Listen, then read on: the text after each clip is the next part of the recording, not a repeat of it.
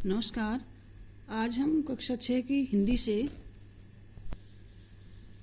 पाठ 3 नादान दोस्त का सार समझेंगे तथा उसके शब्द अर्थ भी देखेंगे। यह कहानी जो है प्रेमचंद ने लिखी है। वे महान साहित्यकार थे, महान उपन्यासकार थे। उन्होंने बहुत सी अच्छी अच्छी कहानियाँ लिखी हैं, प्रसिद्ध कहानियाँ लिखी हैं, जैसे बूढ़ी काकी, ईदगाह, पूस की एक रात, कफन आदि। प्रस्तुत कहानी नादान दोस्त बाल मनोविज्ञान पर आधारित है। दो बच्चों की कहानी है। वे हैं केशव और श्यामा।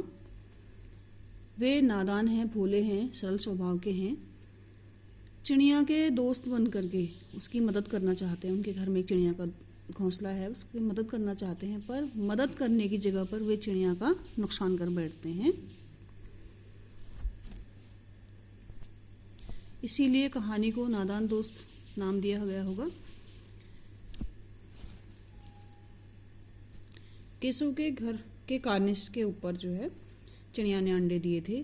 चिड़ा और चिड़िया दोनों वहाँ बारी बारी से आते थे। जब वो देखते थे उनको आते जाते तो उनको बहुत अच्छा लगता था। वे अधिकतर टाइम वहीं पर, दोनों बच्चे अधिकतर टाइम वहीं पर बैठ के उनको देखना चाहते थे।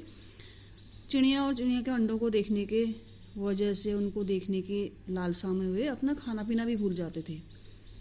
उनके मन में तरह तरह के प्रश्न उठते, जिज्ञासा उठती कि कैसे होंगे उसके बच्चे, अंडे कैसे होंगे, कब उड़ेंगे, कब उनके पंख निकलेंगे।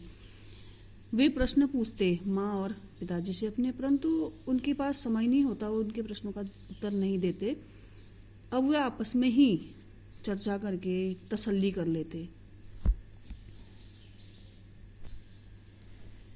कहानी का सार प्रमुख बिंदुओं के आधार पर देखते हैं।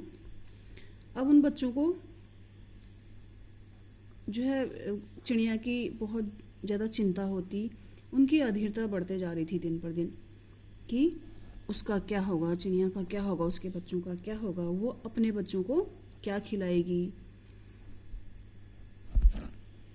दाना पानी की व्यवस्था कैसे करेगी। गर्मी का मौसम था तो उन्हें बच्चों की छाया के लिए भी चिंता हो रही थी कि ये कहीं धूप से ना मर जाएं, ये प्यास से ना मर जाएं। इस प्रकार फिर दोनों ने मिलकर फैसला किया कि इस समस्या का हम समाधान करेंगे। वे कहते हैं और फैसला करते हैं कि चावल के दाने रख देंगे, दाना रख देंगे और एक प्याली में पानी रख देंगे तथा एक धोती, पुरानी फटी धोती का वे बिछौना बनाने की सोचते हैं। और धूप के लिए वे सोचते हैं कि एक टोकरी से उनके घोंसले पर छाया कर देंगे। गर्मी के दिन थे। पिताजी तो उनके ऑफिस गए हुए थे। माँ जो है दिन में सोती थी, बच्चों को भी सुलाती थी साथ में। तो उन दोनों बच्चों ने सोने का नाटक किया। माँ को लगा कि दोनों बच्चे सो गए हैं। जैसे माँ को नींद आई तो दोनों चुपके से दरवाज़ा खुल के बाहर आ जाते हैं और चिड़िया की व्यवस्था करने लग जाते हैं, उसके दाना पानी की। वहाँ पर उन्होंने चावल के दाने रख दिए और फिर धोती का बिछौना बिछा दिया और वह टोकरी उनने छाता के तौर पर लगा दी ऊपर से। अब यह व्यवस्था वो कैसे करते हैं? केशव इतना बड़ा तो था नहीं, वो भी छोटा बच्चा था। तो स्टूल लगाते हैं, स्टूल लाते हैं, स्टूल के नीचे एक नहाने की चौकी रख देते हैं और स्टूल को श्यामा पकड़े हुई थी कि भैया ना गिर जाए करके। उसके बाद केशव ये सब करता है और उन दोनों को डर था कि कहीं माँ ना देख ले। और श्यामा बीच बीच में कहती है भैया कितने अंडे हैं, कैसे हैं, मुझे भी दिखाओ। लेकिन उसकी बात को केशव टाल देता है, उससे डांट देता है। वो कहती भी है कि अगर तुम मुझे नहीं दिखाओगे तो मैं माँ से शिकायत करूँगी, पर वो शिकायत नहीं करती है। वो सोचती कि कहीं भैया को मार पड़ेगी। इतने में दरवाज़ा खुलता है। माँ की नींद जब खुलती है तो वो देखती है बच्चे अंदर नहीं है और बच्चों को धूप में देख करके वो बहुत गुस्सा होती है और दोनों को डांट करके कमरे के अंदर ले जाती है, दोनों को सुला देती है। दोनों बच्चों को नींद आ जाती है। अचानक श्यामा की नींद खुलती है और वो कार्निश की ओर को दौड़ के जाती है, देखती है कि वहाँ क्या हुआ है, क्योंकि उनके मन में, उन दोनों के बच्चों के मन में तो चिड़िया और चिड़िया के अंडे ही चल रहे थे। जाती है, वहाँ देखती है कि अंडे तो नीचे गिरे पड़े हैं, उनमें से कुछ चीज बाहर निकल कर आ रही है।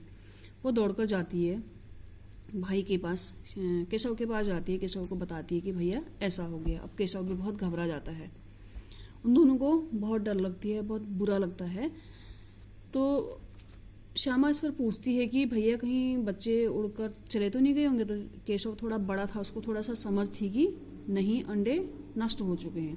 तो डांटता है, पगली ये तो टूट गए हैं, अब बच्चे कहाँ से निकलेंगे इनमें से। इतने में माँ आती है, माँ दोनों को देखती है, वहाँ पाती है, तो पूछती है कि तुमने अंडों को छुआ तो नहीं, तुम धूप में क्या कर रहे हो। इस प्रकार से जब माँ की डांट से श्यामा सारा राज उगल देती है कि भैया ने अंडों को छुआ है। अब उसको लगता है कि भैया ने अंडों को छुआ है, भैया की ज़्यादा गलती है। तो भाई भी उसकी शिकायत कर देता है, माँ इसने भी मेरी सहायता की थी। इस प्रकार दोनों बच्चे एक दूसरे की शिकायत कर देते हैं। अब उनके राज नहीं देते, माँ के डांटने पर वो दोनों बता देते हैं माँ को। अब फिर माँ उनको बताती है कि तुमने अंडे छुए होंगे, इसलिए चिड़िया ने उनको त्याग दिया है, छोड़ दिया है। माँ बताती है कि जो अगर चिड़िया के अंडे कर कोई छू लेता है तो वो उन अंडों को फिर नहीं सेती है, इसलिए तुम दोनों ने पाप किया है, तुम्हें इसका पाप पड़ेगा। हाय, तुमने 3 जाने ले लिए। इस प्रकार माँ उनको डांटती है। तो केशव को इस बात का बहुत बुरा लगता है, वह बहुत परेशान हो जाता है, उसको बहुत अफसोस होता है इस बात का। वह कई बार इस घटना को याद करके रोने भी लगता है, बहुत दुखी हो जाता है और सोचता है कि मैंने अंडों की हिफाजत करने की जगह पर उनका सत्यानाश कर डाला। उसके बाद वह चिड़िया वहाँ कभी नहीं दिखाई दी, वो वहाँ से चली गई थी। अब आइए देखते हैं इस पाठ के शब्दार्थ।